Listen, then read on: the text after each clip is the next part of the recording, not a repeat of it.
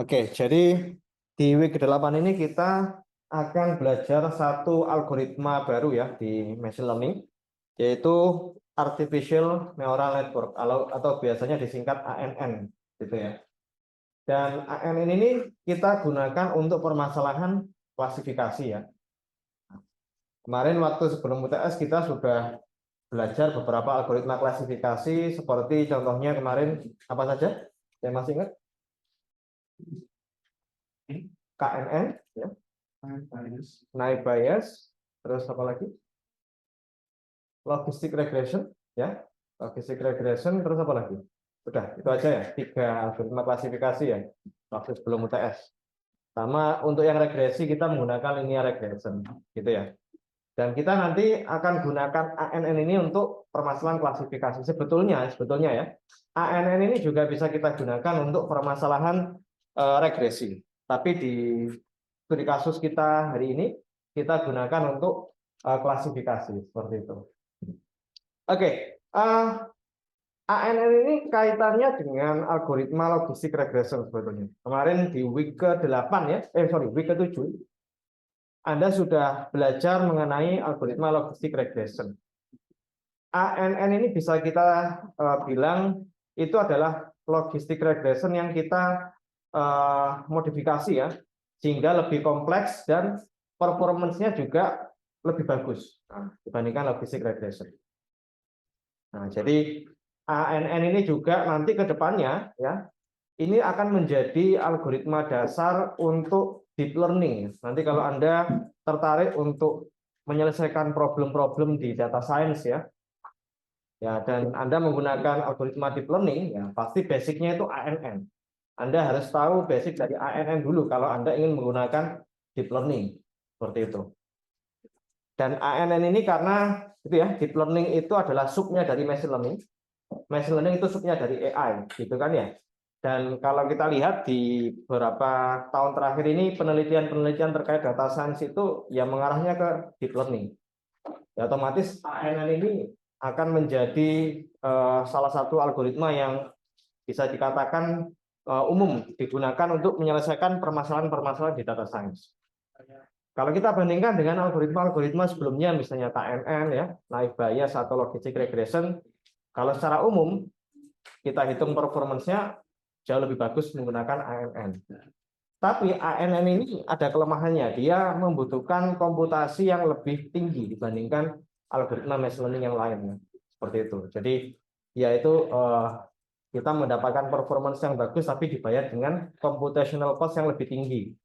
Tapi selama kita memiliki environment yang bisa menjalankan algoritma ini ya nggak masalah, gitu kan ya.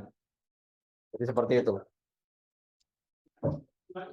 Oke, kalau kita lihat dari namanya Artificial Neural Network, kalau di Indonesia kan berarti jaringan saraf tiruan. Kenapa kita sebut sebagai jaringan saraf tiruan? Kenapa kita sebut sebagai neural network yang artificial? Nah, itu karena algoritma ANN ini dia terinspirasi oleh jaringan saraf manusia atau jaringan saraf makhluk hidup ya. Karena di dalam otak kita itu ada sel saraf ya, seperti itu. Nah, sebetulnya ANN ini dia terinspirasi dari sel saraf yang ada di otak manusia. Makanya kita bisa sebut ANN ini dia mengimitasi kecerdasan manusia ya dengan cara meniru ya arsitektur di sel saraf manusia.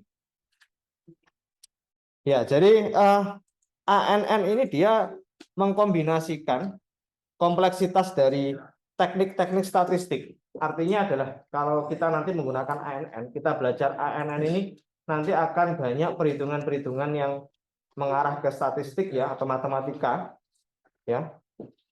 Setelah itu kita kombinasikan dengan data science. Nah, sehingga ya ANN ini di dalamnya nanti bakalan banyak perhitungan matematikanya atau statistiknya. Tapi jangan khawatir, kita nanti akan belajar step by step ya, gimana cara memahaminya. Walaupun nanti waktu production-nya, intinya waktu implementasinya gitu ya, kita tinggal panggil library sih. Tapi paling tidak Anda tahu cara kerja ANN itu seperti apa, gitu kan. Nanti kalau Anda ingin modifikasi algoritma ini menjadi algoritma yang lebih baik misalnya, Anda bisa melakukan itu gitu ya. Kalau Anda tahu basic dari ANN itu sendiri. Dan ANN ini bisa menyelesaikan permasalahan-permasalahan yang kompleks ya, atau non-linear, yang mana itu tidak bisa diselesaikan di algoritma machine learning yang lain, tapi bisa kita selesaikan menggunakan ANN. Banyak problem-problem nanti ada contohnya, yang itu kalau kita menggunakan ANN bakalan lebih optimal, akan menghasilkan performance yang lebih bagus dibandingkan algoritma machine learning yang lain. Ya, ini yang poin yang terakhir. Seperti yang tadi saya jelaskan, ANN ini bisa kita gunakan untuk permasalahan regresi atau klasifikasi. Karena kita tinggal mengubah outputnya. Kalau outputnya berupa categorical, ya berarti dia bisa kita gunakan untuk menyelesaikan permasalahan klasifikasi. Tapi nanti kalau outputnya kita setting berupa nilai numerik atau kontinu, ya bisa kita gunakan untuk permasalahan regresi. Oke, jadi kurang lebih seperti itu untuk artificial neural network ya, introduction-nya. Oke, ini ada salah satu ya ilustrasi ya jaringan saraf yang ada di manusia ya. Satu sel saraf yang ada di otak manusia. Ya, saya nggak bisa menjelaskan secara rinci karena saya bukan orang biologi gitu ya. Tapi pada intinya kalau kita lihat ya di sini kita ada beberapa part atau bagian di dalam jaringan saraf manusia atau sel saraf manusia ya. Kita sebut sebagai nukleus, dendrit gitu ya, ada akson dan lain sebagainya. Nah, sebetulnya yang kita gunakan di ANN itu bagian mana yang diinspirasi oleh ANN? Yaitu adalah bagian inti dari sel saraf itu, atau kita sebut sebagai nukleus. Jadi nukleus itu istilahnya itu ya, itunya ya, core-nya ya di ANN, dia yang akan menghasilkan atau melakukan komputasi gitu ya. Tiap nukleus itu terhubung dengan nukleus yang lain. Karena kita sebut sebagai jaringan saraf. Kalau jaringan saraf berarti ya satu sel saraf itu berhubungan atau terkoneksi dengan jaringan saraf yang lain. Gitu kan ya? Nah, bagaimana cara mengkoneksikan atau menghubungkan antara satu sel saraf dengan sel saraf yang lain? Nah, itu kita punya dendrit sama akson gitu ya. Saya nggak tahu dendrit atau akson yang bagian yang menghubungkan antara satu sel saraf dengan sel saraf yang lain ya. Jadi intinya entah itu dendrit atau akson itu yang menghubungkan antara satu sel saraf dengan sel saraf yang lain sehingga membentuk sebuah jaringan saraf. Nah, nanti kita di dalam ANN ini kita nanti juga punya yang namanya neuron ya. Neuron itu ya itu sel sarafnya itu nanti. Itu yang nanti akan kita gunakan untuk komputasi. Oke, ini kita bisa skip saja struktur dari ANN. Kita bisa lebih enak kalau melihatnya dari gambarnya gini ya. Nah, ini sebetulnya kalau Anda lihat, mungkin Anda berpikir, ini sama dengan logistic regression kemarin yang saya pelajari gitu kan ya. Kita punya satu lingkaran yang ada di sini ya. Ini lingkaran ini kita sebut sebagai neuron ya. Jadi neuron itu ya nukleusnya ya, sel sarafnya itu tadi. Nah, neuron dia menerima input dari X1, X2 sampai dengan Xn. Apa itu X1, X2 sampai dengan Xn? X1, X2 dan Xn itu dia merepresentasikan dataset kita, feature yang ada di dataset kita. Misalnya kalau permasalahan regresi ya berarti misalnya kemarin kita case study-nya adalah house price prediction. Nah, kita punya beberapa atribut kan ya untuk menentukan nilai sebuah rumah itu berdasarkan lantainya berapa, jumlah kamarnya berapa dan sebagainya. Jadi X1, X2 sampai dengan Xn itu adalah feature-nya atau dataset kita yang kita ekstrak features-nya. Atau kalau permasalahannya klasifikasi, kemarin kita menggunakan iris dataset ya, iris dataset untuk mengklasifikasikan jenis-jenis bunga iris. Nah, itu atributnya ada berapa kemarin? Ada 4 ya. Ada sepal length, sepal width, petal length sama petal width ya. Berarti X1, X2 sampai dengan Xn-nya ya. Itu tadi features-nya tadi. Nah, features itu dihubungkan ke neuronnya ya. Features ini terkoneksi dengan neuron itu ya, dia dikoneksikan oleh sebuah bobot atau W. Nah, kita representasikan dengan huruf W ya, W. Jadi W itu yang nantinya akan kita kalikan dengan tiap fiturnya. Tapi jangan lupa di sini kita punya bias ya. Jadi bias ini tetap kita butuhkan karena kita ingin memiliki sebuah persamaan linear. Jadi kita punya bias di sini. Bias ini nilainya X0 ini 1 pastinya. Kita kalikan dengan bobotnya ini. Jadi kalau kita lihat, kalau kita punya features-nya itu jumlahnya 4, berarti bobotnya juga 4 plus 1. Plus 1 untuk biasnya. Ada W0-nya, ya, itu kita kalikan dengan X0. X0 nilainya pasti 1 ya.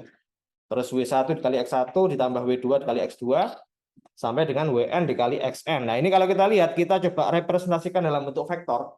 X itu nilainya 1, XI1, XI2 sampai dengan XIN. Gitu ya. Jadi N itu apa? N itu adalah jumlah observasi kita gitu ya. Kalau misalnya di dataset kita ada 100 observasi, ya berarti N-nya 100. Nah, di sini kita coba analogikan, kita punya satu observasi, ya berarti X-nya itu dalam bentuk vektor ya. Begitu juga untuk weight-nya itu dalam bentuk vektor gitu ya. Oke. Nah, nanti perkalian antara bobot dengan input itu akan kita masukkan ke sebuah fungsi aktivasi. Masih ingat ya, di logistik regression kemarin kita juga sudah membahas beberapa fungsi aktivasi, tapi tepatnya cuma satu ya. Kalau untuk klasifikasi itu kemarin kita menggunakan fungsi sigmoid ya. Ada yang masih ingat, sigmoid itu rentang nilainya antara berapa sampai berapa? 0 sampai 1 ya. Nah, jadi berapapun nanti inputnya, kalau kita masukkan ke fungsi aktivasi sigmoid, nanti ya outputnya antara 0 sampai 1. Nah, nanti kita akan bahas fungsi aktivasinya. Oke.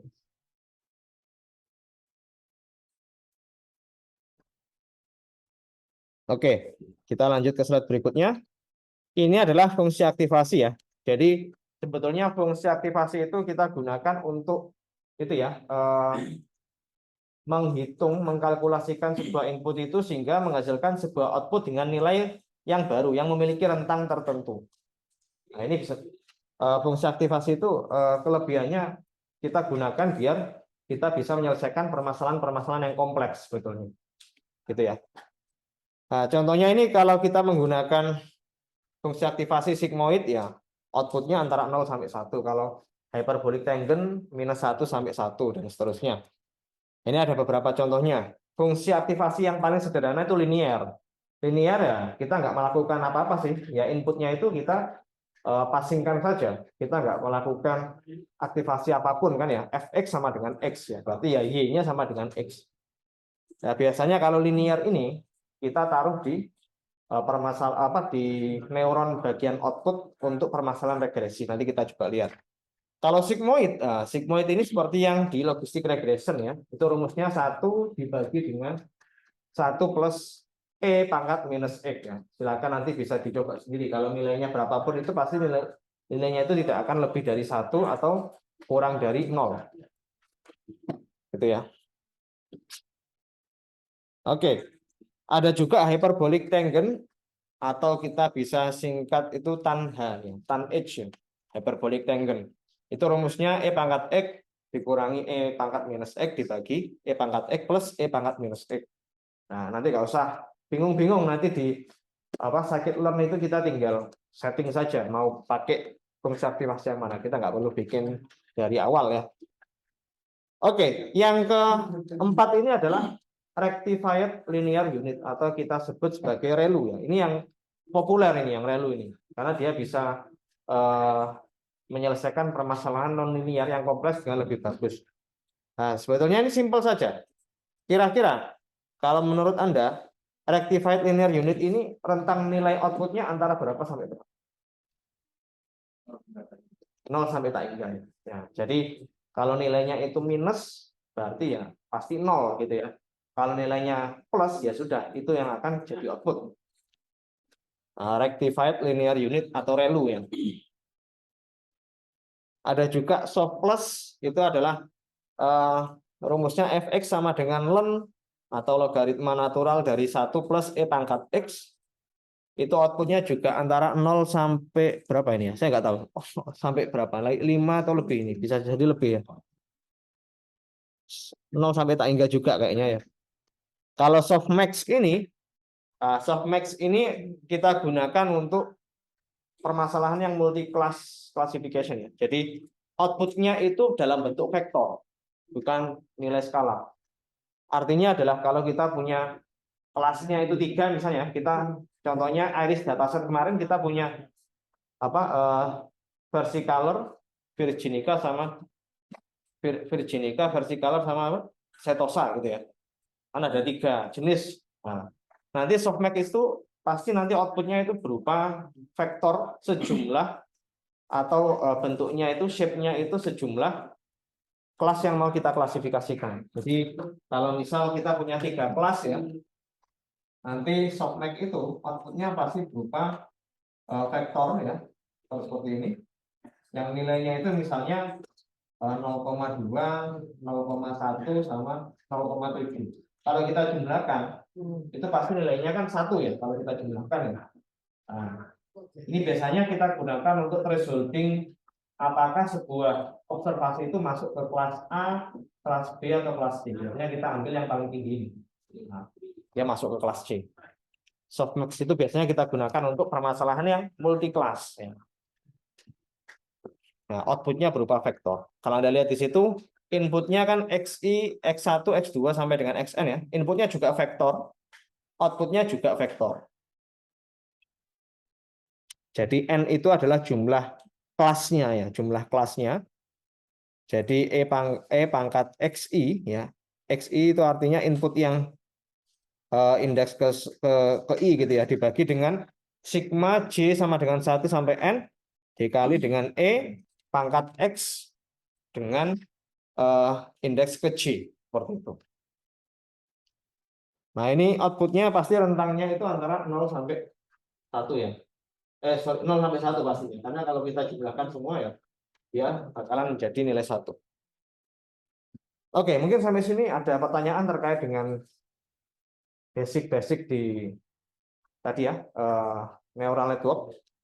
Ini kita masih sedikit, ini sebenarnya review saja dari permasalahan logistik dari algoritma logistik regression kemarin ya.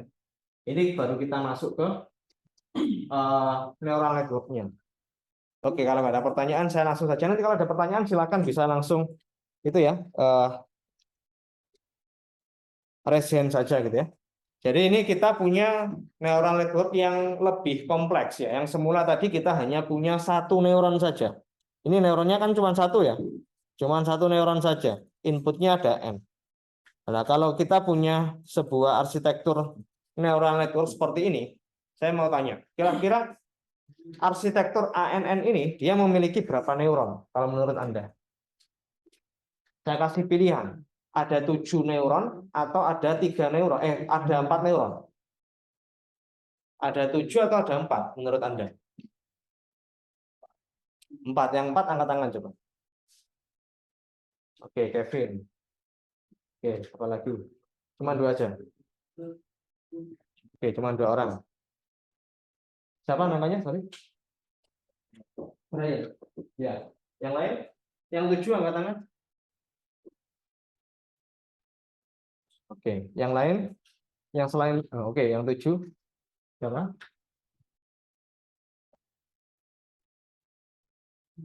Oke. Yang 7 Oke. Selain 7 yang baru yang nggak ngacung selain 4 sama 7. Bisa 1 2 3 100 gitu. Oke. Ya. Jadi sebetulnya di sini kita punya neuron sebanyak 4. 4. Kenapa kok 4? Karena yang layer 1 ini saya coba kasih annotation di sini. Nah, ini merupakan input ya. X1, X2, X3 itu adalah inputnya. Oke ya. X1, X2 sama X3 ini adalah input features-nya. Nah, yang neuron yang mana? Yang neuron yang ini. Yang ada di layer kedua. Ini layer kedua. Ya, ini neuronnya. Gitu ya. Sedangkan ini yang ketiga ini adalah neuron juga ya, outputnya, neuron outputnya. Jadi yang ini X1, X2, X3 ini adalah inputnya. Nah, yang ini yang saya lingkari, yang saya kasih Ini ya. Nah, ini neuron, ini juga neuron ya. Ini neuron juga. Nah, ini memang kalau kita lihat ini ya, gambarnya agak tumpuk-tumpuk gitu ya, apa namanya garisnya. Nah, tapi gini, saya coba perjelas lagi. Jadi ini X1, X2 sampai dengan X3 ini adalah input features-nya.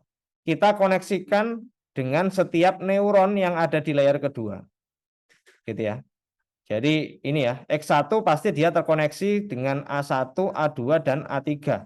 Begitu juga X2 dia akan terkoneksi dengan A1, A2, dan A3. Begitu juga X3 ya. Ini ada bobot wake di sini ya. Saya coba kasih annotate di sini. Bentar. Ada wake di sini. Ya. Wake-nya ini sama ini. Saya coba kasih kotak merah ini ya. Wake ini adalah wake yang ada di layer ke-1 ya. Jadi ini Anda bisa lihat di sini. Ini ada angka 1 di dalam round bracket-nya. Artinya adalah ini bobot milik layer yang pertama. Nah, ini kenapa kok ada di sini? Ini kan sebetulnya pengali dengan bias kan ini ya. W10 ini kita kalikan dengan 1. Jadi ini biasnya. Nah, di sini kita coba lihat ya. Ini misalnya W11. W11 artinya adalah bobot yang mengkoneksikan input ke 1 dengan neuron ke 1 yang ada di layer kedua. W21 itu adalah bobot yang mengkoneksikan antara neuron yang ada di hidden layer nomor 2 dengan input ke 1. Nah, ini pertanyaannya gini, kenapa kok yang di kanan ini ya? Kenapa kok susah-susah yang di kanan ini dia itu menunjuk ke kanan, yang kanan menunjuk ke kiri gitu kan ya. Ini kan 3. Nah, ini berarti kan 3 itu punyanya A3 gini kan ya. Padahal kan arahnya ke sini ya. Nggak tahu yang bikin dulu siapa, pokoknya intinya kalau kita lihat di situ ya. Itu yang sebelah kanan itu W31 berarti dia yang menghubungkan antara input 1 dengan neuron ketiga yang ada di layar berikutnya. Nah, silakan nanti bisa dilihat sendiri ya. Seperti itu. Pokoknya yang sebelah kanan miliknya, yang sebelah kiri miliknya kanan, yang kanan miliknya kiri gitu. Nah, itu yang bikin gambarnya dulu ya, seperti itu ya, apa. Nah, jadi kurang lebih seperti itu. Nah, sedangkan ini kan 0 ya, W10. Ini 0 kenapa kok 0? 0 itu adalah ini ya, dia adalah bias ya. Bias itu adalah input indeks ke 0 kan ya. Nah, ini biasnya. Ini bias, ini bias. Sedangkan untuk layer yang kedua, bobot yang ada di layer kedua itu yang saya kasih warna biru ini ya. Nah, yang saya kasih warna biru itu adalah ini ya. Ini sama ini ya. Nah, jadi dia adalah bobot yang mengkoneksikan output dari neuron yang ada di layar kedua dengan neuron yang ada di layar ketiga, gitu kan ya. Ini bedanya ada di sininya ya. Ini 2, ininya 2. Apa namanya ini? Yang ada di round bracketnya ini, yang ada dalam kurungnya ini kan 2 kan ya. Ini juga 2. Berarti ini miliknya layar kedua. Jadi W11 dia adalah bobot yang kita gunakan sebagai input ya, atau yang kita kalikan dengan A1 ya, A1 yang itu nanti akan menjadi input untuk neuron yang ada di layar ketiga. Nah, begitu juga untuk yang W12 berarti dia bobot yang mengkoneksikan antara input ya yang merupakan output dari layar kedua yang itu akan menjadi input di neuron layar ketiga dan seterusnya nanti bisa dilihat sendiri gitu ya. Nah, ini kan ada A1, A2, A3 itu adalah neuron ya, neuron yang ada di layar kedua juga. Nah, dan seterusnya. Oke. Nah, bagaimana layar ketiga? Layar ketiga nggak ada bobotnya karena kan dia menjadi output ya sudah habis, nggak ada layar lagi setelah ini. Jadi dia nggak punya bobot lagi di sini kan ya karena sudah menjadi output. Oke, kita akan lanjut ke slide berikutnya dulu. Nah, ini ada perhitungannya. Jadi A1. Nah, A1 adalah neuron A1 dengan tanda kurung buka 2 kurung tutup. Artinya adalah ini miliknya neuron yang ada di layar kedua ya. Jadi ini kan ya. itu sama dengan sama dengan fungsi aktivasi ke-1 yang menerima input Z1 di layer kedua. Apa itu Z1? Z1 itu adalah perkalian antara input dengan bobot yang ada di layer ke-1 kan ya. Kalau kita gambarkan di sini misalnya A1 itu didapat dari ini ya. Dari sini.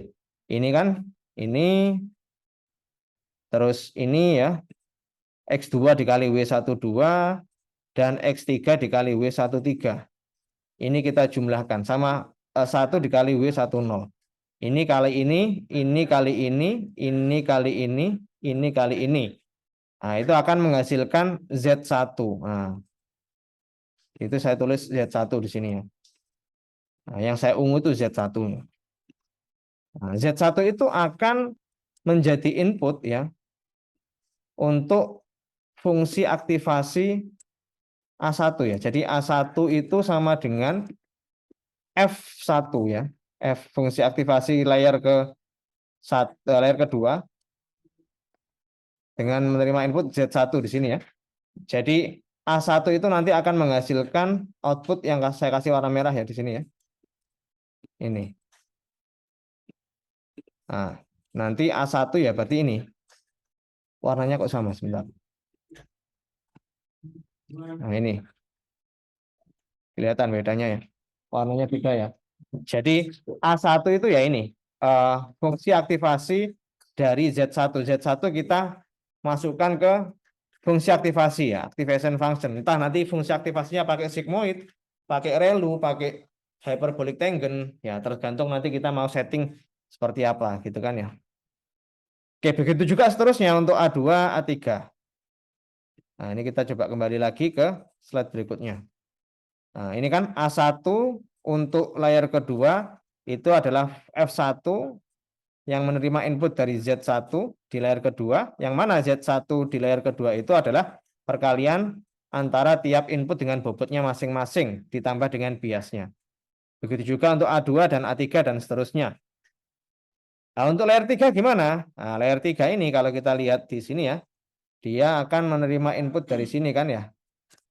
Dari A12 A12 dikali W11, A22 dikali W12, A32 dikali W13. Nah, nanti dia akan menjadi Z2 di sini ya. Ini kita kalikan, terus tambah ini ya, saya lupa ini. Nah, terus dia akan menghasilkan sebuah output, yang mana outputnya ini, kalau kita tulis di sini ya, ini kita sebut sebagai A13 ya, karena kan dia di layar ketiga ya. Itu sama dengan F2, fungsi aktivasi di layar ketiga, menerima input Z1, 2 gini ya. Oke, ini tulisannya gini. Kita coba kembali ke slide berikutnya aja biar lebih jelas ya. F2 Z13 ya. Nanti dia akan menjadi output. Ini saya salah, bukan A13 tapi ini sudah menjadi Y kan ya. Jadi ini sebetulnya Y. Oke, jadi Y itu didapat dari fungsi aktivasi di layar ketiga dengan menerima input Z1 di layar ketiga ini. Yang mana Z13 ini seperti yang tadi saya garisi tadi ya di layar yang terakhir. Oke, nanti bisa diilustrasikan sendiri ya, bisa dilihat-lihat sendiri. Intinya kayak gitu. Pokoknya neural network itu dia menerima input, kita kalikan dengan bobot, terus kita aktivasi, kita keluar output. Outputnya mau menjadi output di layar terakhir atau bisa menjadi output untuk layar berikutnya. Seperti itu. Ini karena kita masih single hidden layer ya. Single hidden layer itu artinya adalah kita memiliki 3 layer saja. Layer 2 ini itu adalah hidden layer. Hidden layer adalah layer yang berada di antara input layer dan output layer. Input layer itu adalah layer ke-1, output layer itu adalah layer ke terakhir. Dalam kasus ini layer ketiga. Sedangkan layer kedua itu adalah hidden layernya. Nah, kita bisa setting nanti hidden layernya itu mau sejumlah 1, 2, 3, semakin kompleks ya hidden layer kita, ya otomatis komputasinya akan semakin tinggi, tapi belum tentu performanya lebih bagus ya. Jadi ini memang eksperimen. Kalau kita pakai neural network itu harus based on eksperimen. Kita harus mencoba-coba, kita harus tuning parameternya agar nanti bisa mendapatkan hasil yang paling bagus. Apakah tuning parameternya random? Jawabannya tidak. Nanti ada beberapa cara untuk agar bisa melakukan tuning parameter yang optimal ya. Oke, nah ini ada kalau kita coba tuliskan dalam bentuk vektor ya, vectorized form ya. Jadi X-nya ini adalah input ya. Inputnya itu terdiri dari X1, X2, dan X3 sama ada 1 di sini. Kenapa ada 1? Karena nanti 1 ini akan kita kalikan dengan biasnya ya, W0-nya. Nah, A1 itu sama dengan X ya. Jadi X ini bisa kita sebut sebagai A1 juga. Nah, karena di sini kita punyanya A2 kan ya. Mana A1 A di layar ke-1. Kita kan nggak punya A di layar ke-1 ya. A di layar ke-1 ini ya kita bisa asumsikan itu adalah input layarnya. Nah, A di layar kedua itu adalah 1, A12, A22, dan A32. Jadi ini adalah neuron yang output neuron yang ada di layar kedua. Ada satunya juga karena dia nanti akan dikalikan dengan bias ya. Z2-nya juga ya. Z2 itu karena kita punya 3 neuron di sini ya, A1, A2, A3, berarti Z2-nya output yang ada di layar kedua itu ya otomatis ada ini ya 3 gitu ya. Ini kan kita punya 3 ya neuron yang ada di layar kedua, pasti dari masing-masing ini mana tadi? Oh sorry, harusnya ini Z2 itu ini ya. Z2 itu adalah sejumlah Z1, Z2, dan Z3. Z1, Z2, Z3 ini karena kita punya 3 neuron di sini kan ya. Nah, 3 neuron di sini dia akan menerima input dari X1, X2, dan X3. Kita kalikan dengan bobotnya. Yang mana nanti kita menghasilkan sebuah angka atau nilai Z. Z1, Z2, Z3 sebanyak neuron yang ada di layar kedua kita. Dan selanjutnya nanti nilai Z itu akan kita masukkan ke fungsi aktivasi. Gitu ya. Oke. Sedangkan untuk Z3-nya, Z3 ini hanya nilainya 1 saja. Kenapa kok 1?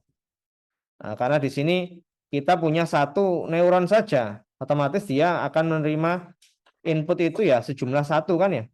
Jadi A1 dikali W112, A22 dikali W122, A32 dikali W132, ditambah dengan biasnya W102, itu akan menjadi Z3. Oke, jadi seperti itu. Nah, ini kalau kita coba gambarkan atau kita tuliskan dalam bentuk vektor atau matriks ya untuk W1. W1 itu ini ya.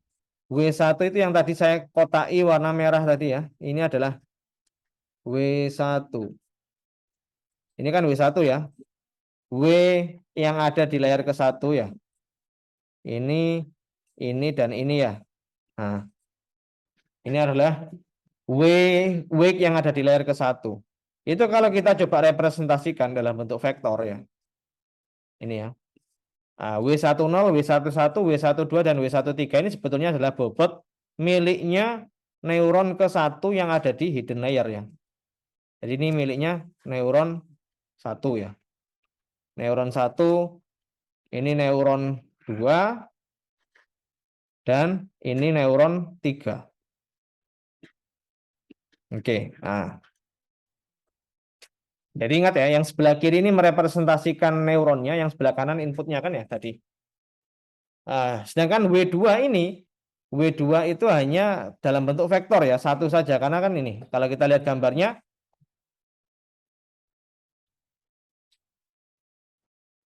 nah ini kan ya, hanya ini saja. Jadi dalam bentuk vektor. Oke. Oke, mungkin sampai sini ada pertanyaan dulu. Kita break dulu ya, 5 menit ya, biar nggak ngantuk ya. Kalau kita langsung terus nanti ngantuk ya. Jadi seperti biasa kita break dulu 5 menit ya. Nanti kita mulai lagi jam 13.45 ya. Jadi sampai sini ya. Ini kalau kita coba tuliskan dalam bentuk vektor itu seperti ini untuk tiap variabel X ya input ya, terus variabel A sebagai hidden layernya ya, Z ini sebagai input di hidden layernya, begitu juga untuk weight-nya, bobotnya ya. Nah, ini kalau kita lihat di sini Z2 itu adalah Z2 artinya adalah Z ini akan menjadi input untuk neuron yang ada di layer kedua. Itu kita dapatkan dengan mengalihkan antara W1 bobot yang ada di ini yang ada di layer ke-1 dikali dengan A1. A1 ini inputnya tadi ya. Nah, setelah itu kita dapatkan nilai A2 yang merupakan fungsi aktivasi dari nilai Z itu sendiri. Seperti itu.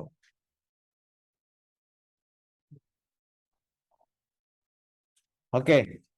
Terus untuk Z3 juga kurang lebih sama ya. Ini kita kalikan antara W2 bobot yang ada di layer kedua dikalikan dengan A2. A2 ini ininya ya, output dari neuron yang ada di layer kedua.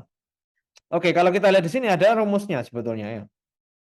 Apabila sebuah network itu memiliki neuron ya, neuron sebanyak NJ ya, di layer C dan NJ plus 1 ya, neuron di layer C plus 1, maka WJ itu ukurannya, shape-nya itu akan size-nya itu menjadi NJ plus 1 dikali NJ plus 1. Artinya seperti ini. Kalau kita lihat di sini ya, ini kita punya berapa layar ini? Ini kita punya 3 layar ya. Ini layar ke-1 itu ada inputnya ada 3 gitu ya. Layar kedua inputnya ada atau neuronnya ada 3 gitu ya. Ada 3. Yang layar ketiga neuronnya ada 1. Nah, kalau kita menggunakan rumus yang tadi ya, kalau kita menggunakan rumus yang tadi, apabila neuron itu ini ya, kalau kita melihat wake yang ada di antara layar 1 sama layar 2 ini itu adalah ukurannya adalah 3 ya, dikali 3 plus 1 kan ya. Nah, 3 yang pertama ini didapat dari layar kedua, 3 yang kedua ini kita dapat dari layar ke-1 ditambah 1. Nah, kalau kita lihat kan seperti ini rumusnya ya. Saya coba clear dulu. Nah, NJ plus 1 neuron yang ada di layar berikutnya dikali dengan neuron yang ada di layar sekarang ditambah 1 kan ya. Nah, kalau kita lihat 3 kali 4 ini. 3 kali 4. Oke. Nah, ini ada beberapa contoh agar mempermudah pemahaman kita ini. Jadi contoh yang pertama dan kedua ini adalah untuk permasalahan N sama OR ya. N sama OR ini bisa kita selesaikan hanya menggunakan single neuron saja ya. Seperti logistic regression. Jadi kalau inputnya 00, maka outputnya 0. Kalau 01 inputnya outputnya 0. Kalau inputnya 10, 0. Kalau 11 ya 1. Nah, ini kalau kita lihat di sini, kita punya 3 bobot. W yang pertama, W kedua, dan W ketiga. Nah, X1 sama X2 ini akan menjadi inputnya ya. Kita kalikan X1 kali 2, X2 kali 2 kan ya. Ditambah minus 3. Jadi ini kalau Anda lihat di sini, minus 3 ditambah 2 dikali 0, X1-nya ditambah 2 kali 0. Itu adalah minus 3 Z-nya. Nah, F minus 3 ini kalau kita aktivasi, fungsi aktivasi menggunakan sigmoid ya, ini kita gunakan fungsi sigmoid, maka outputnya itu adalah kurang dari 0,5. Kalau kurang dari 0,5, kita jadikan outputnya itu 0. Begitu juga untuk contoh yang kedua. Nah, sebetulnya permasalahan N sama OR ini bisa kita selesaikan menggunakan logistic regression saja, tidak perlu menggunakan artificial neural network ya. Jadi seperti itu.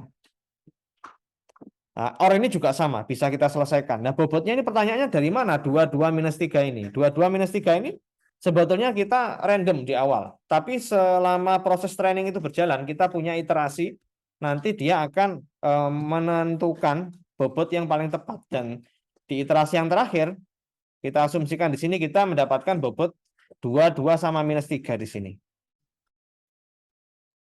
Nah, bagaimana dengan XOR? Permasalahan XOR ini tidak bisa kita selesaikan menggunakan logistic regression. Kita harus selesaikan menggunakan artificial neural network dengan hidden layer sejumlah 1 ya. Oke. Jadi seperti ini ya, kalau XOR itu akan bernilai 1 jika inputnya berbeda. X1 dan X2-nya itu adalah memiliki nilai yang berbeda. Nah, kita bisa gunakan seperti ini. Kita punya 2 neuron di layer kedua, terus kita punya 1 neuron di output layernya, bobotnya 2, minus 2, 2, minus 2, minus 1, 2, 3, dan 2, dan minus 3. Ini merupakan bobotnya. Nanti Anda bisa hitung sendiri. Kalau kita kalkulasikan, pastinya nanti dia akan bisa menyelesaikan problem XOR. Gitu.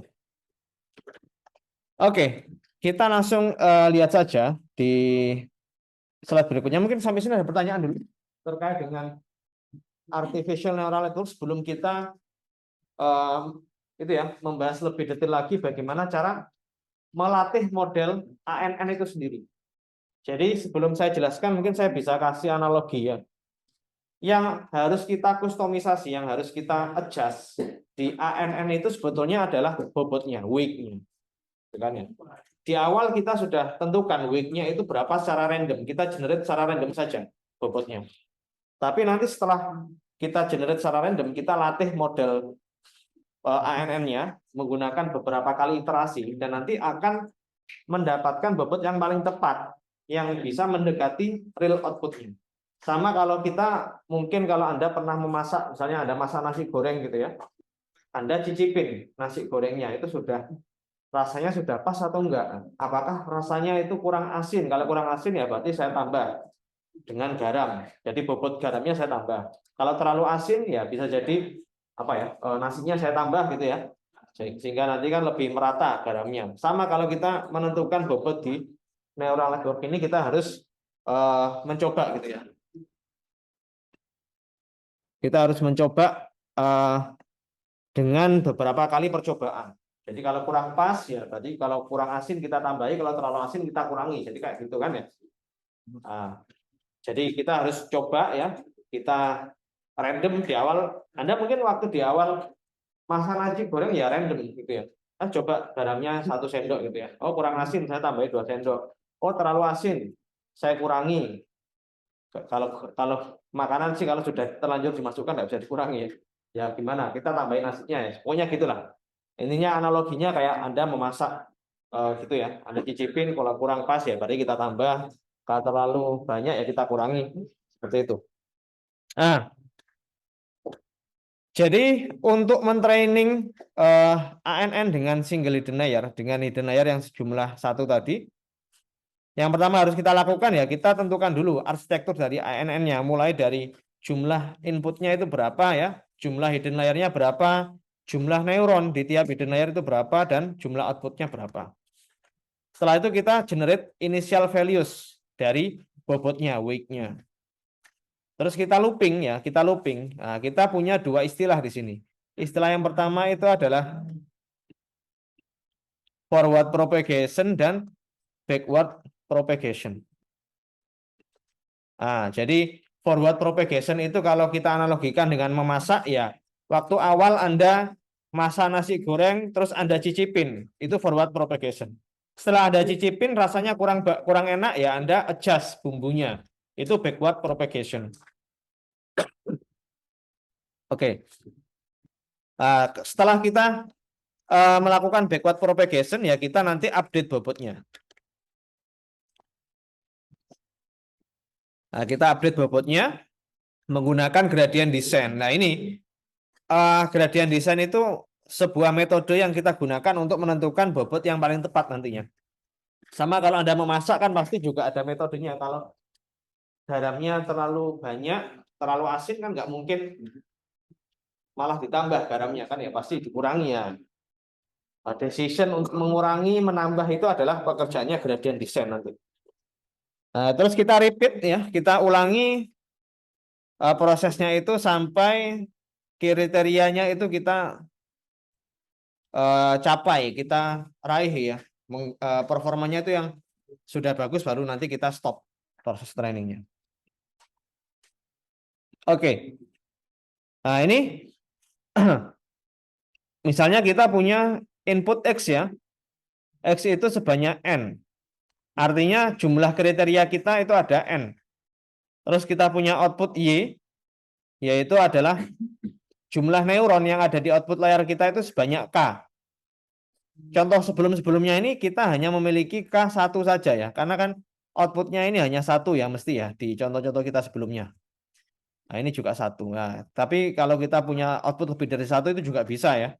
Kalau kasus kita itu multi-class classification.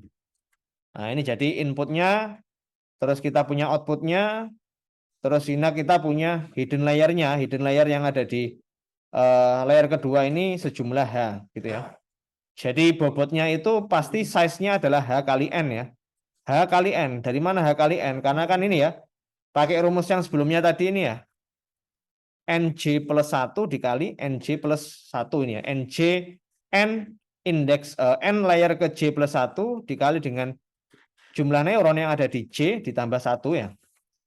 Nah, jadi ini kalau Anda terapkan di sini ya H kali N, biasnya H kali 1 ya, karena kan bias bentuknya vektor ya, dia hanya satu mesti kan dari tiap input itu.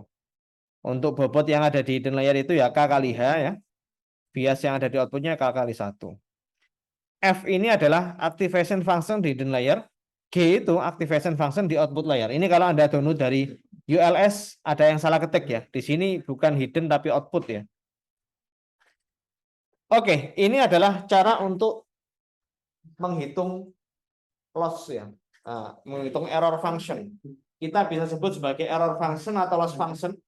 Terserah. Biasanya sih kita sebut sebagai loss function. Tapi di slide ini kita gunakan error function. Ya udah kita menggunakan error function saja karena lambangnya kan E tadi.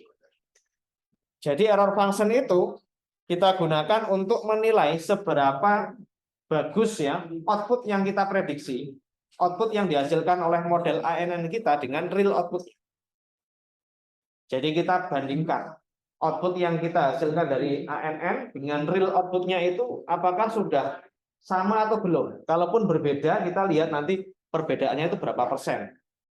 Nah, ini kalau kita menggunakan error function yang ada di slide ini, kita menggunakan rumus EI ya. Jadi EI ini kan E sama dengan sigma, I sama dengan 1 sampai dengan M. Artinya kalau kita memiliki data training observasi sebanyak M ya.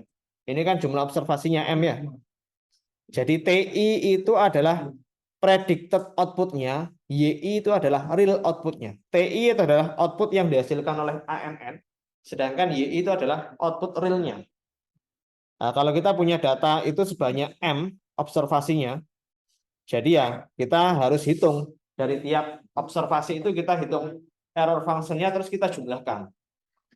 Nah, terus di sini kita coba gunakan rumus EI sama dengan setengah TI dikurangi YI dikali dengan TI minus YI. Sebetulnya kan kayak TI dikurangi YI kita kuadratkan terus kita bagi setengah gitu kan ya error function-nya. Sebenarnya error function itu banyak ya. Ini salah satunya kita menggunakan error function yang seperti ini. Nah, jadi setengah dikali TI minus YI kita transposkan terus kita kalikan dengan TI minus YI agar agar nilai errornya itu tidak negatif ya kan, harus kita kuadratkan kan ya. Nah, untuk forward propagation itu yang ini ya. Jadi kita punya forward propagation sama backward propagation. Nah, forward propagation itu arahnya ke kanan, backward propagation arahnya ke kiri ya. Forward propagation itu untuk kita fitkan data kita ke model ANN-nya menghasilkan output ya, menghasilkan T, terus kita bandingkan dengan Y. Nah, setelah kita tahu error function-nya itu sekian, ya kita update bobotnya. Update bobot itu ada di tahapan backward propagation yang warna merah ini. Oke, kita lanjut dulu. Nah, ini Z2 itu kita ambil dari W1 dikali XI ditambah bias ya. Seperti yang tadi ini mengulang saja. A2 itu adalah output dari fungsi aktivasi F dengan menerima input Z ya. Z itu ini. Jadi kalau forward propagation itu arahnya ke kanan ya. Z3 kita ambil dari sini ya. W2 dikali A2 ditambah B2. Outputnya itu adalah fungsi aktivasi G dengan menerima input Z3. Dan seterusnya dan seterusnya. Oke, mungkin sampai sini ada pertanyaan dulu terkait dengan error function. Ini nanti akan kita gunakan untuk menilai dari tiap percobaan itu apakah sudah gap antara TI, output yang kita hasilkan dari ANM dengan YI-nya itu sudah kecil atau belum. Kalau masih besar berarti pekerjaannya masih lama, harus kita update bobotnya dengan lebih banyak lagi ya, biar nanti menghasilkan error function yang lebih kecil. Ini kita masih belum tentukan bobotnya. Menentukan bobot itu akan kita bahas setelah ini. Mungkin kita itu lagi ya, break lagi. Karena saya tahu kalau kita membahas terlalu banyak, terlalu fokus matematikanya mungkin nanti akan ngantuk gitu ya. Jadi nggak apa-apa, kita break lagi 5 menit ya. 5 menit atau 8 menit saja biar genep. Nanti kita mulai lagi jam 14 lebih 15 ya. Kalau ada pertanyaan silakan nih.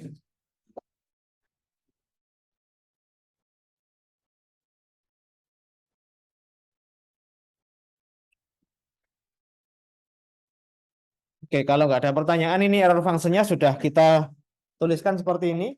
Tahap berikutnya ya, kita akan lakukan back propagation. Back propagation ini gunanya seperti tadi ya, kita gunakan untuk mengupdate bobot dari model arsitektur ANN kita. Seperti yang tadi saya jelaskan ya, kita mengupdate bobot itu nggak random gitu ya, pasti ada metodenya biar nanti kalau setelah kita update bobotnya itu performance-nya, error-nya harapannya semakin minimal gitu kan, semakin kecil bukan semakin besar. Nah, di sini yang ingin kita minimalkan adalah error function. Kalau Anda ingat dulu. Oh, sorry, ya. Sorry. Nah, ini ya. Jadi yang misalnya kita ingin meminimalkan sebuah fungsi. Mungkin Anda ingat waktu belajar matematika, Anda pernah belajar diferensial atau derivatif ya, turunan. Turunan itu salah satu fungsinya kita gunakan untuk meminimalkan sebuah fungsi dengan mengupdate atribut yang membentuk fungsi itu, gitu kan ya. Kalau kita lihat di sini, kita coba relasikan dengan kasus kita untuk mengupdate bobot di neural network. Yang kita ingin minimalkan adalah error function kan ya, E. Ini E ya. E. Sedangkan yang mau kita update itu adalah bobotnya, weight-nya.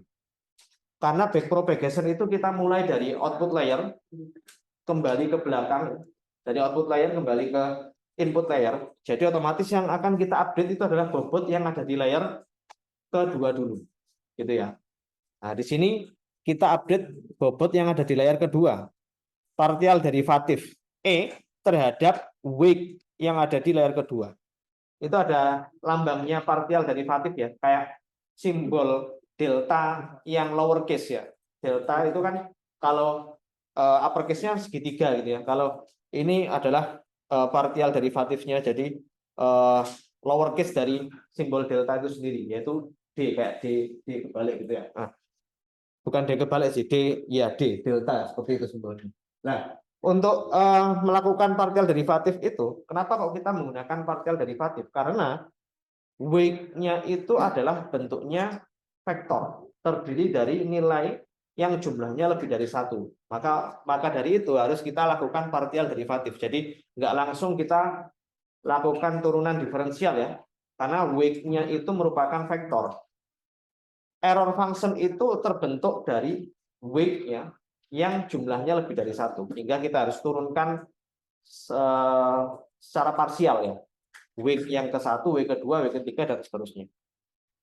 Nah, karena kita punya observasi sebanyak M ya di sini ya, jadi ya kita lakukan pengupdatean bobot itu setiap kita hitung di observasinya. Jadi kan gini ya, sigma I sama dengan 1 sama dengan M, partial derivatif EI terhadap WRT itu with respect to ya, jadi terhadap W. Nah, jadi tiap nanti kalau kita coba dari tiap observasi ya, kita hitung error function-nya, kita update bobotnya, terus kita coba lagi ke observasi selanjutnya, kita hitung loss function-nya, error function-nya, kita update bobotnya lagi, dan seterusnya dan seterusnya. Nah, tapi kita nggak usah lihat yang ini, kita lihat yang ada di sini saja. Jadi partial derivatif EI ya, untuk error function ke observasi ke I terhadap wake yang ada di layer kedua, itu kita bisa menggunakan yang namanya aturan rantai atau chain rule ya. Mungkin Anda pernah ingat dulu waktu belajar diferensial waktu SMA atau di mata kuliah matematik ya. Itu ada yang namanya chain rule. Karena sebetulnya error function itu tidak langsung terbentuk atau input dari error function itu kan seperti ini ya. TI minus YI transpose dikali dengan TI minus YI. Kan nggak ada wake-nya sama sekali. Wake-nya itu di dalam mana? Di dalam TI-nya ini kan ya. Nah, karena tidak langsung terbentuk dari bobot ya, fungsi error itu, jadi kita harus menggunakan chain rule ya.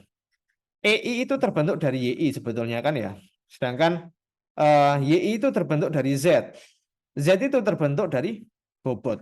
Fungsi Z itu di dalamnya ada pengali bobotnya. Nah, sebetulnya kalau kita menggunakan chain rule kan seperti ini ya.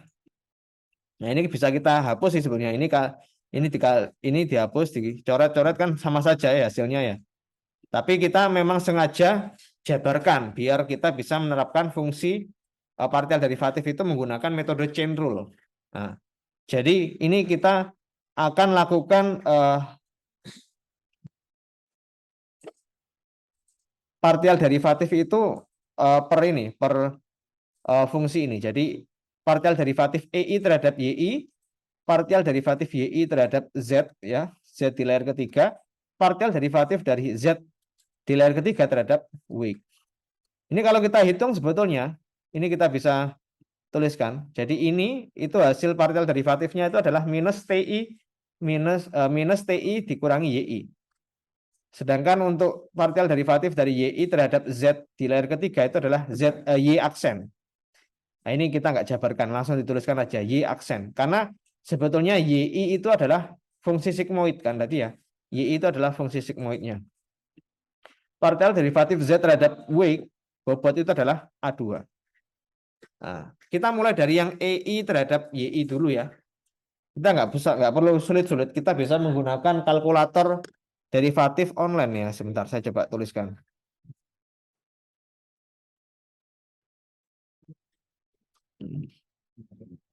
Nah.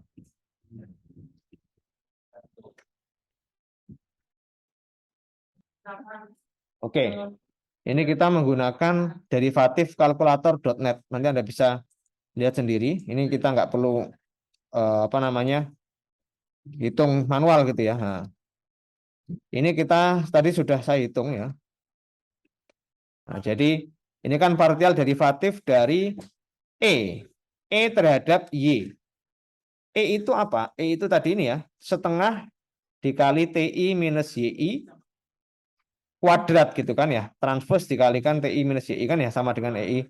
TI minus YI kuadrat ya. Nah ini kalau kita tuliskan kan seperti ini ya. Nah, setengah dikali T minus Y kuadrat ya. Ini kita lakukan partial derivatif terhadap Y kan ya. Terhadap Y ya tadi ya. Terhadap Y ini ya. Terhadap Y. Jadi kalau kita coba lihat di sini kita bisa setting ya. Differentiation variabelnya kita ganti dengan Y di sini ya. Karena secara default itu dia pasti X ya. Ini kita ganti dengan Y. Nah, terus kita coba kalkulasi di sini. Nah, langsung ada step by stepnya. Nah, kita lihat langsung di outputnya saja. Nah, ini ya. Outputnya itu adalah Y minus T. Y minus T itu, kalau kita lihat di sini kan sama saja. Minus TI minus YI. Kan Y minus T, kalau kita taruh dalam kurung seperti ini, terus kita tambahkan minus di depannya kan sama saja ya. YI minus TI gitu kan ya. Oke, sama saja. Nah, sedangkan YI ini apa? YI itu adalah fungsi sigmoid ya. Nah, YI itu fungsi sigmoidnya tadi. Mana tadi? Nah, ini. 1 dibagi 1 plus E pangkat minus X. Tapi di sini nggak dituliskan. Ya, nggak dituliskan partial derivatifnya hasilnya. Langsung YI aksen ya, nggak apa-apa sih. YI aksen. A2. Nah, A2 ini adalah partial derivatif dari Z terhadap bobot ya. Kita lihat Z itu tadi Z yang ada di layar ketiga ya. Mana tadi? Nah, ini ya.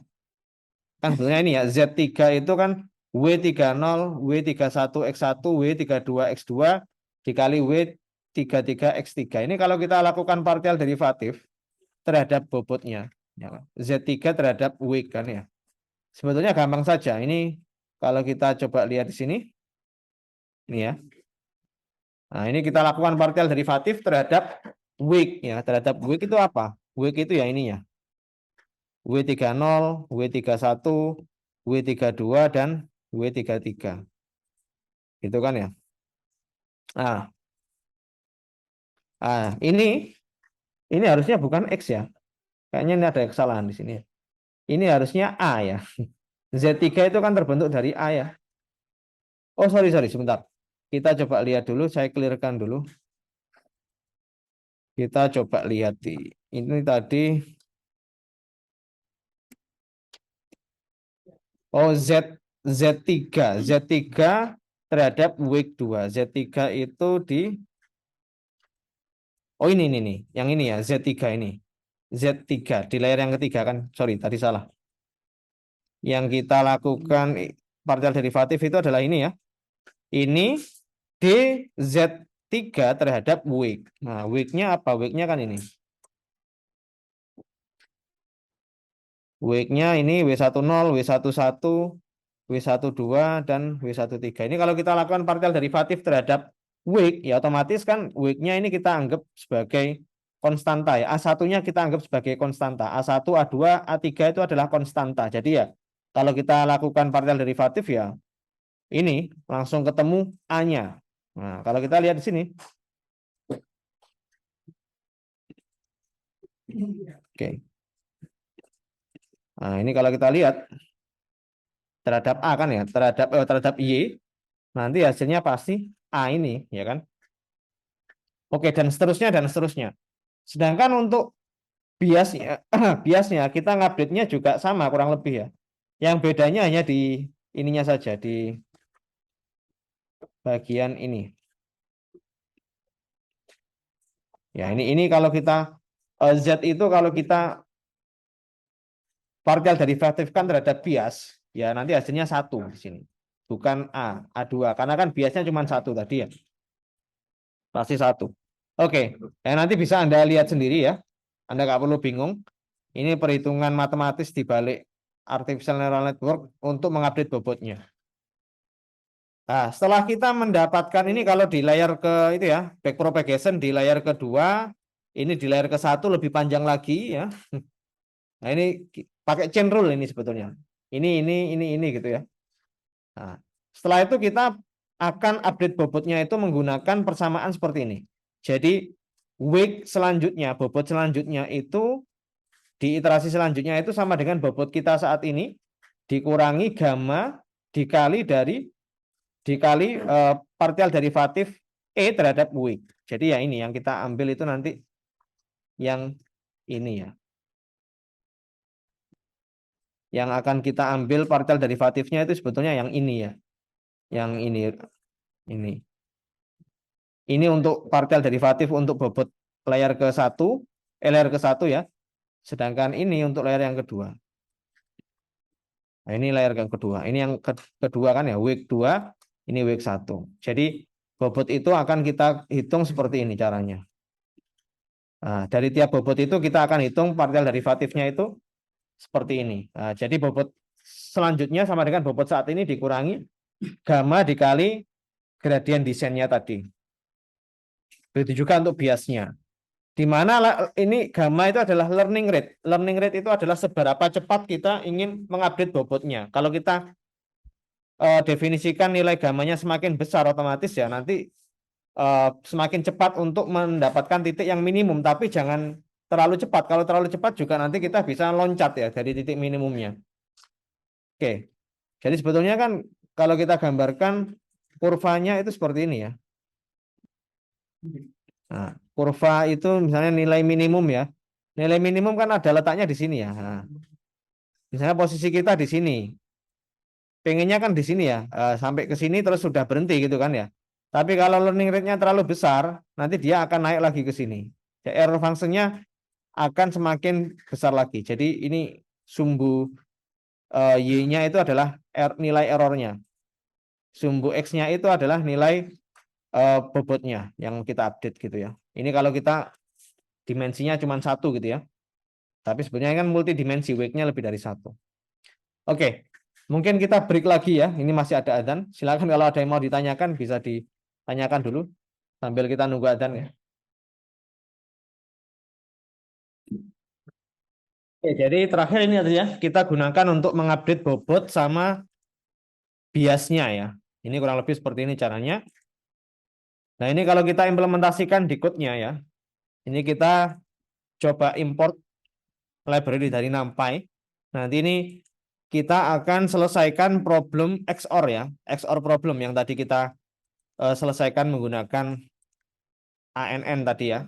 Jadi nanti datanya kita simpan dalam bentuk NumPy array. Setelah itu kita definisikan fungsi sigmoid ya secara manual. Jadi sigmoid functionnya itu 1 dibagi 1 ditambah E pangkat minus X gitu kan ya.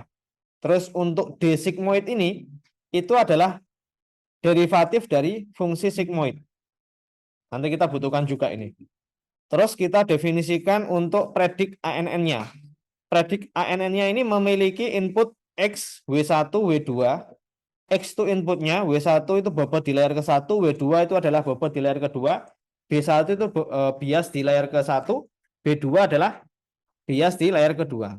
Kita hitung Z2-nya. Nah, Z2-nya np.x, W1. Jadi Z2 itu adalah input dari neuronnya ya, neuronnya. Jadi perkalian antara bobot di layer ke-1 dengan inputnya ditambah dengan biasnya. Kalau A2 ini kita tinggal masukkan saja ke fungsi sigmoid ya. Z2 itu agar nanti bisa kita ubah menjadi nilai yang sudah kita aktifasi menggunakan fungsi aktivasi sigmoid. Z3 itu adalah perkalian antara output yang ada di neuron hidden layer kedua dengan bobot yang ada di layer kedua ditambah dengan bias yang ada di layer kedua.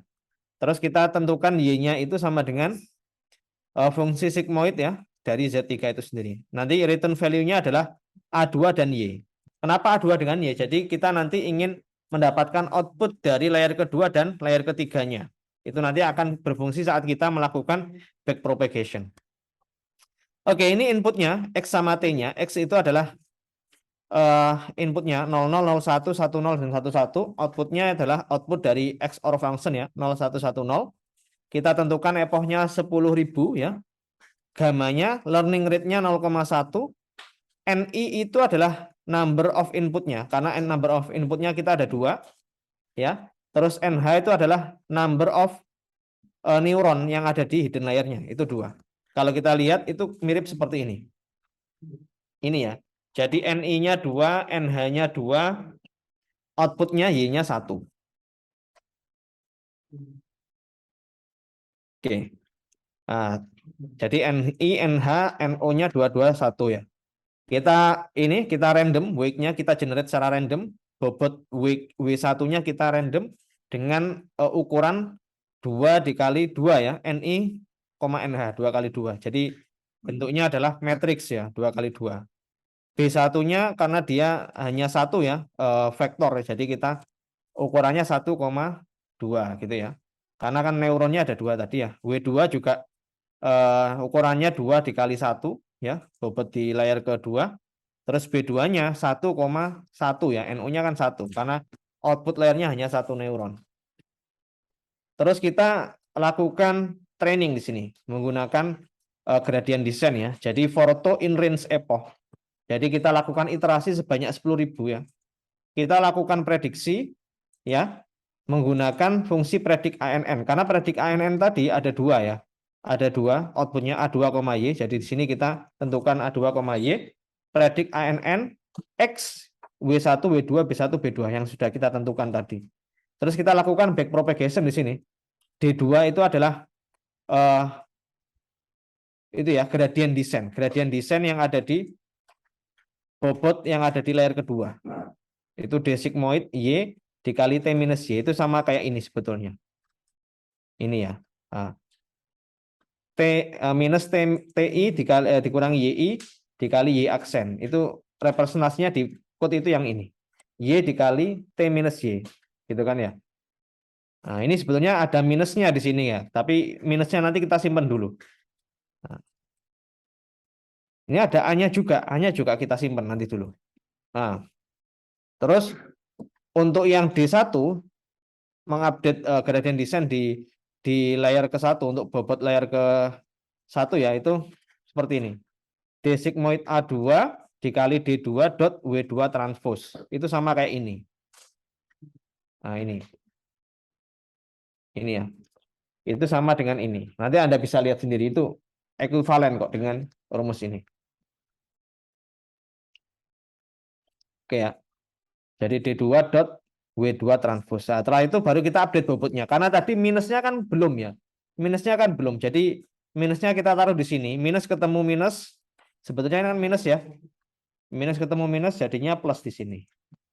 Nah, nanti kalau sudah kita lakukan training akan menghasilkan bobot W1, B1, W2 dan B2. Gitu ya. Terus kita coba lakukan inference prediksi di sini. Kalau kita punya input yang tadi sebelumnya ya. Jadi W1, W2 ini sudah kita bobotnya sudah kita update gitu ya. B1 sama B2-nya juga. Nah, kalau predicted outputnya kita kasih kondisi di sini kalau lebih dari sama dengan 0,5 kita tentukan nilainya 1, kalau kurang dari 0,5 akan menghasilkan output 0 seperti itu. Nah, ini cara yang manual. Kalau cara yang otomatisnya kita bisa menggunakan MLP classifier. Nah, ini kita langsung gunakan saja dataset dari load iris ya.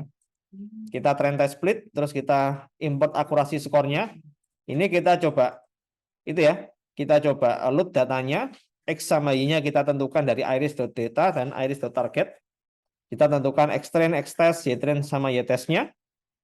Sudah dapat ya. Di sini langsung kita tentukan jumlah neuron yang ada di hidden layer-nya. Kita bisa modifikasi di sini. Nah, ini kita coba dari jumlah hidden layer-nya itu jumlah neuron yang ada di hidden layer mulai dari 2 sampai dengan 10 ya.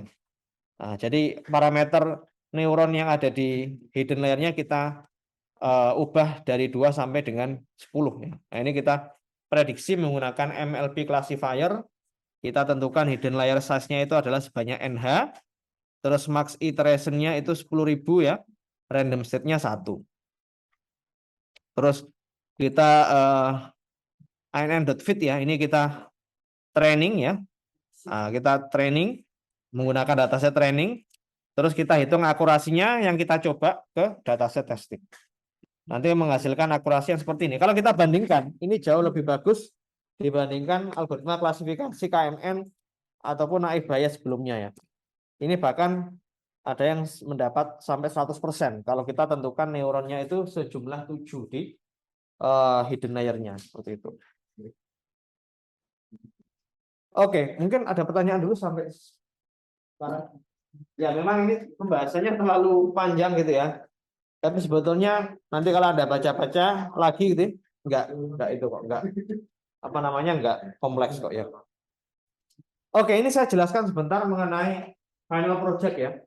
Jadi final project-nya itu Anda berkelompok maksimal 3 orang, minimal 2 orang. Silakan nanti Anda cari problem yang real ya, yang berkaitan dengan machine learning. Baik bisa regresi, bisa klasifikasi, bisa juga clustering ya.